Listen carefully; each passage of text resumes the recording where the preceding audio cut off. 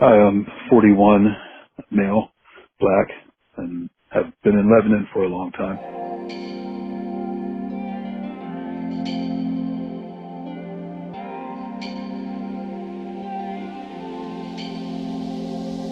I think one of the things that I've experienced a lot and still do is someone, typically a white person, telling you that you look like someone, another black person. So I've been told that I look like Eddie Murphy, Shaquille O'Neal, Deion Sanders, Michael Jordan. It's a bunch of guys that don't even look alike. So just further perpetuating this idea that all black people look alike and couldn't be farther from the truth. That's something that's been annoying growing up in this area specifically.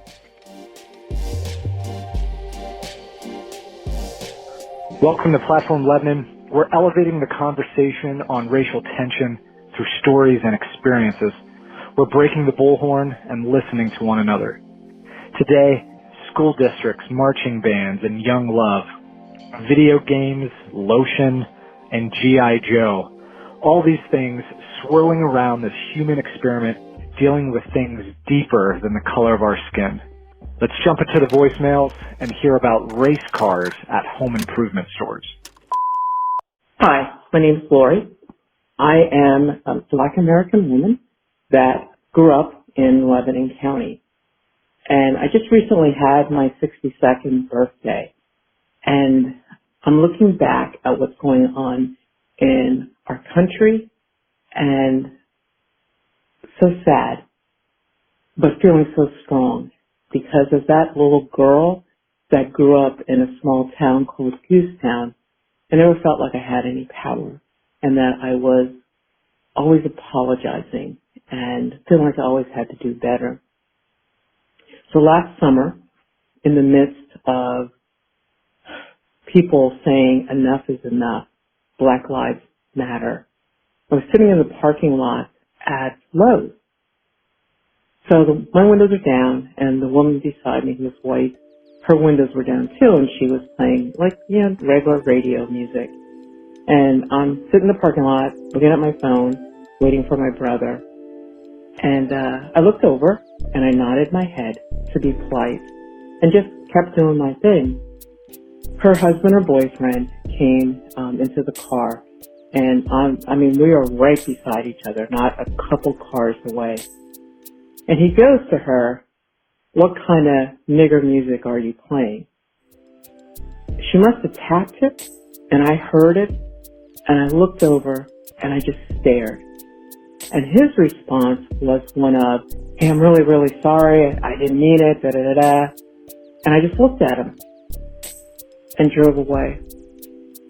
You know what? When I shared that with friends and family, the issue was, did he feel bad because of what he said?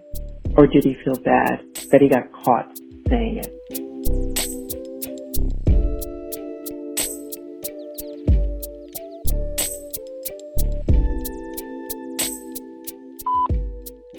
Hey, my name's Matt.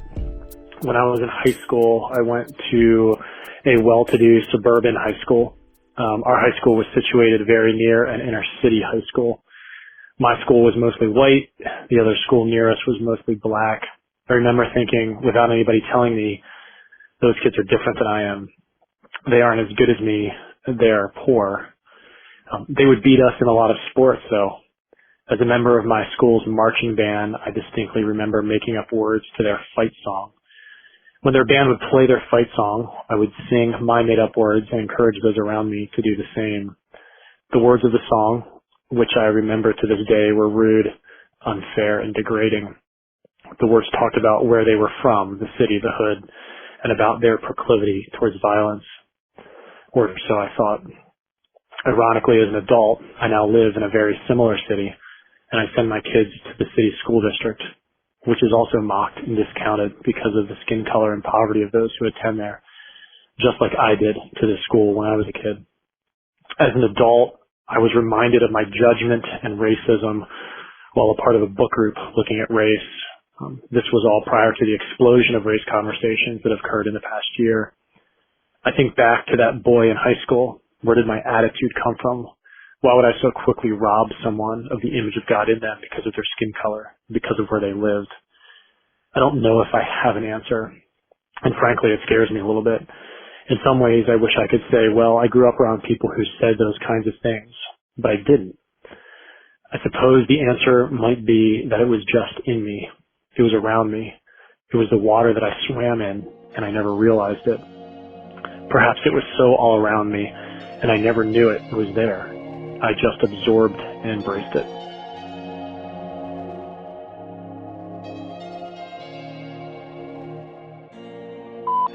Hi, my name is Julie, and I have lived for a number of years as an adult in Lebanon, but I grew up in a very white suburban area in another state. And one of the really strong memories that I have is when I was around 15 years old, I had started dating a guy I had met at work, and there was something set up that I needed to be dropped off somewhere, and my parents found out. When they found out that he was black, they absolutely lost their minds. I can remember distinctly standing in the kitchen and crying, and my parents like pleading with me and forbidding me to meet this boy. And so I was not given a ride. I couldn't drive, and I ended up having to stand him up, and it was awful. I remember my parents, I can still remember my mom saying at her job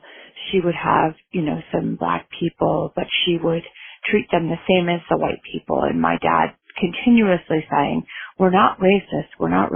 You can't do that. You can't do that. And so looking back at it as a parent with children around that age, I think they weren't concerned that I was only 15. They were concerned that they didn't know the guy. The real issue was that he was black, and they just could not imagine that being the case for their daughter.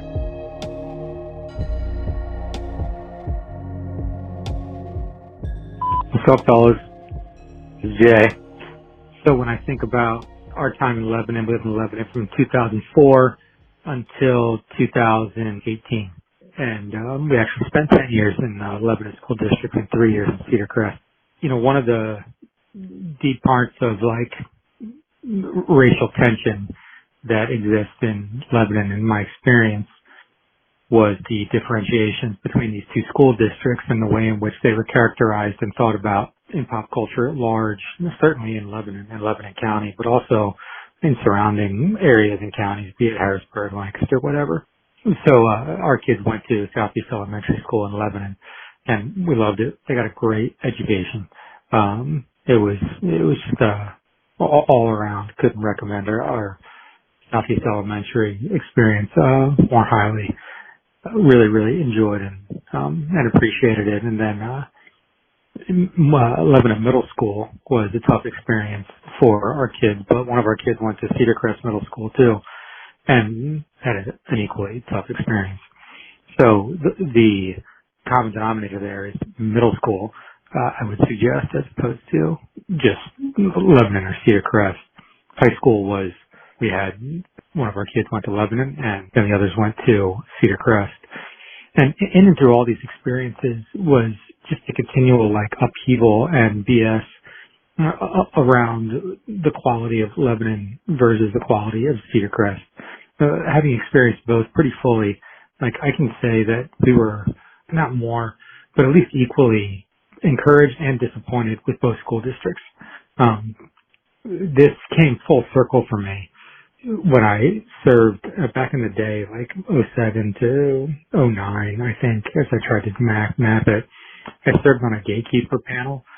So what that was is we served the juvenile probation system in Lebanon County, not just in the city, in Lebanon County, with a different way of thinking about justice when kids committed misdemeanors. And we would create different kinds of discipline situations that could grow kids.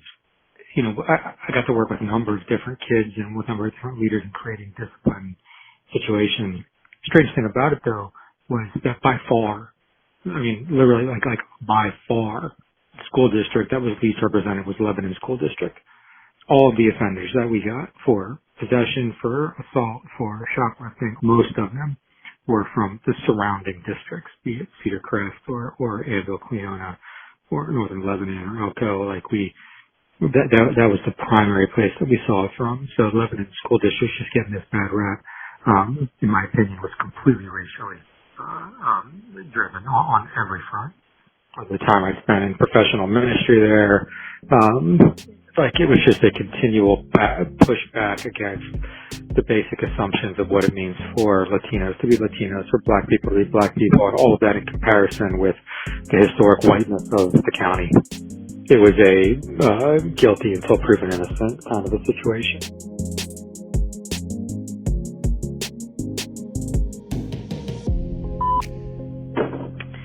Hi, I'm calling Platform. This is Michael Ann. I just wanted to share some of the things I'm learning about white centrality looking back on my life. I really like to share with others that I have always had lots of Black friends in my life. But when I recently had to share my racial autobiography with a group of people, when I actually started thinking through what does it mean to have a friend, something really stuck out to me that I wanted to share. In college, I had a friend. I called her a friend. She was Black. She was my first Black friend. I grew up in West Virginia in a very white area where we didn't have very many people of color in my school, or anywhere near me, actually. And it was in college that I began to meet people of color. And I had a friend. I called her a friend for the first 2 years of college. And my friend, I'll call her Michelle. We were in the same department at college. We were studying theater together. And I can remember lots of things that we did together. Particularly, I remember at one point she and another friend of ours decided we were going to go down to the shore right before finals, just to full off and just have a good time before we had to study and do our finals. So we got in the car to go, and I remember particularly me and my other white friend sitting in the front, and she was in the back, and she said that she forgot her lotion, and can we stop and get lotion? And me being white, I didn't really understand what that meant to her, to make sure that she had lotion on our way down to the beach. And I was so annoyed that we had to stop on the way out to get lotion. I considered her high maintenance, that lotion was so important that we had to pull over and get lotion. And I remember expressing that. I remember that she didn't speak back to me when I expressed some notion of her being high maintenance because we had to stop and get lotion. But the big picture that really is speaking to me about white centrality is I don't know what happened with our friendship. I know that she diminished in our social group, that I don't know if she finished college. I don't know if she moved back to her home state. I don't know what happened to her. And I was actually asking the same friend that was on the trip, and she doesn't know either. And I really question the fact that I call her a friend. I don't know what her experience was like being on campus where she was a minority in a majority white college culture. So fast forward, just 14 years ago, when I was 29 years old, I started working in North Philadelphia and on a staff where I was a minority, a white person working with mostly people of color. And it was the first time that my way of doing things was not the norm. And I found myself constantly frustrated and constantly feeling uncomfortable in my neighborhood, in my workplace, and wondering why was I feeling so much tension. Now, contrary to my friend Michelle, I also had many people of color checking in with me. How am I getting along? How are you doing with this? Because they realized how it feels to be a person that is on the minority in that place of vulnerability. It was during those times where I began to have proximity and shared life with people of color and began to make relationships.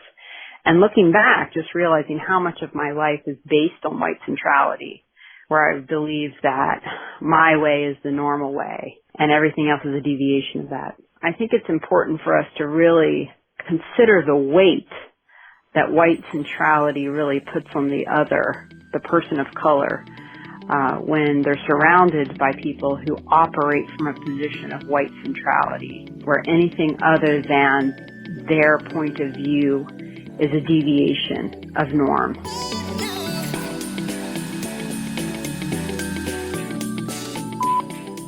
Hey, this is Justin. I'm a 40-year-old Caucasian. The earliest memory I have that involves interacting with another whose skin color was dramatically different than mine was at the Lebanon Valley Mall. And right now at the back of the mall is a movie theater, and across from that it's either a wireless mobile store or maybe it's a nail salon, I'm not sure. But in the heyday of the late 80s, it was an arcade. And it was awesome. There was probably, 50 or 60 arcade games there, I would think. Well, one weekend afternoon, my grandfather took me out, and my papa, he was a great man, loved me tons, wanted to spend time with me whenever he could. He was a kind man. And we went to the arcade in the back of the mall, and he gave me a couple bucks, filled my pockets full of quarters, probably went to Street Fighter 2 first, I'm sure. And then I went over to Teenage Mutant Ninja Turtles. And I was playing that arcade game. And so I was popped in a couple more quarters, and of course I was the best turtle, which is Donatello. He's the smart one, hands down. He's the one with the bow staff. And then this other kid jumped in, and he was younger than me, and I was probably 7 or 8 or 9 at the time, and I would guess he was like a year or two younger than me. He was definitely shorter than me. Had to kind of reach up to grab onto the controls. And he was the first black person I specifically remember meeting and interacting with. And in our area, especially at that time, it was very vanilla. And I remember recognizing that we were different and that I was nervous because we were different, or it could have been simply because somebody was hopping in on my Teenage Mutant Ninja Turtle time. And he picked Leonardo or Raphael or one of the sword guys, of course. And he was a good distraction for the bad guys. So they kind of beat him up, and I flanked them from the side. So it was a beneficial relationship in that regard. I remember my grandpa saying something that just struck me as odd and that stuck with me. And my memory is fuzzy, but he said something in a very Dutchy kind of way. Something like, so you were playing with that black boy there? So you were playing with that black boy there? And I don't specifically recall if he said black boy. I specifically remember not knowing what the descriptor phrase meant that he was using. And so I said, what? And he just smiled, and we laughed, and he didn't repeat himself. And I'm 90% sure that he didn't say anything directly derogatory. That wasn't the man that I knew. But I also couldn't tell if he was concerned or proud that I was playing with that kid. But I could tell by his tone and his body language that this wasn't, just another kid. That there was something different about the fact that we were playing together.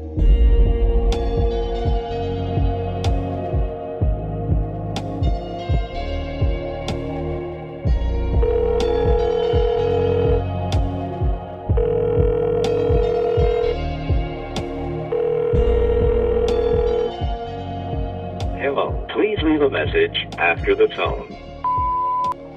Hey, my name is DJ, and I used to live in Lebanon from about 2007 to 2014-15, something in there. And this story actually happened before I lived in Lebanon when I was a kid. My family actually lived in the southern Philippines from 1997 to 2003. The city we lived in was a rapidly modernizing, rapidly growing city. But when we moved there in the mid to late 90s, there weren't many Westerners, there weren't many Europeans, or certainly weren't many Americans. My family was one of a handful of Caucasian families that lived in this city, and many Filipinos had never seen an American or European or white person, in the flesh, in person. And so what would happen with me and my sisters is that every time we went out of the house, we were kind of gawked at. We were looked at and yelled at. My sisters had blonde hair, blue eyes, and they would get their hair pulled or their cheeks pinched by strangers, every time they went to the grocery store or out to the mall. And as a male, typically what Filipinos, especially male Filipinos, would yell at me is, "Hey, Joe Romano," because of America's military presence in the Philippines for many, many years. G.I. Joe. And so Filipinos would yell, "Hey, Joe." And as an 11-year-old boy, like, I would just get really tired of it sometimes. And so every once in a while, I would, when I was, had been out of the house and been pinched and had my hair pulled or yelled at a bunch of times, sometimes I couldn't take it anymore and would yell something back. And I would try not to. I would try to be respectful, but when you're 11 or 12, like, you have your limits and self-control. One time I was with some Filipino friends and we were playing in a field, and there was this older Filipino man walking by, and he was a few yards away, and he shouted at me, "Hey, Joe," and he said it in a way that, like, really upset me, because he was like, it was clear that he was, like, not happy to see me. And, like, as an 11-year-old, I'm like, well, I didn't exactly choose to be here. I mean, I love living in the Philippines, but, like, I'm a kid, like. And so anyways, he yelled at me, "Hey, Joe," and said something, and so I yelled back, "Hey, Phil," and said something like, "Don't call me that," or something like that, or "Mind your own business," or whatever. He stopped and he walked over to me and he slapped me. Like, I'm standing there and I'm just dumbfounded. This older guy, he had to be in his late 50s, 60s, and he's not hard, but he legitimately slapped me in the face. And he just said, don't ever call me that. You don't know what America has done to us." And he was referencing colonialism and America's military presence. And Filipinos have a love-hate relationship with America.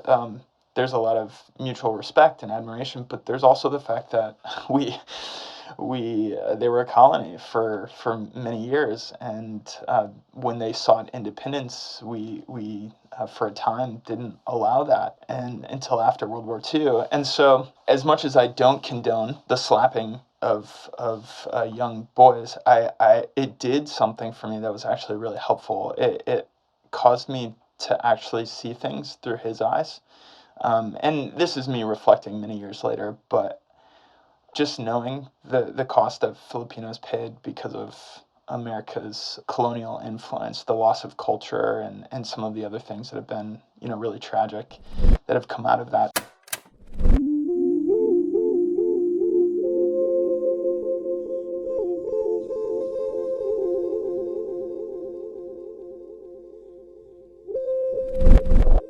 When I shared that with friends and family, the issue was, did he feel bad because of what he said, or did he feel bad that he got caught saying it? As I've gotten older, there is now a sense of power that doesn't come from hitting anyone or being even angry. It really comes from using my voice to say that it does matter, that every day I walk out of my house and there's a sense of fear. Today I walk out of my house and there is really a sense of peace and power, and no, you don't get to do this to me anymore. And I rely on my God as my foundation to be able to do that. And I hope to give my kids that same sense of, no matter what somebody says to you, you are loved and you are well, and nobody can take that away from you.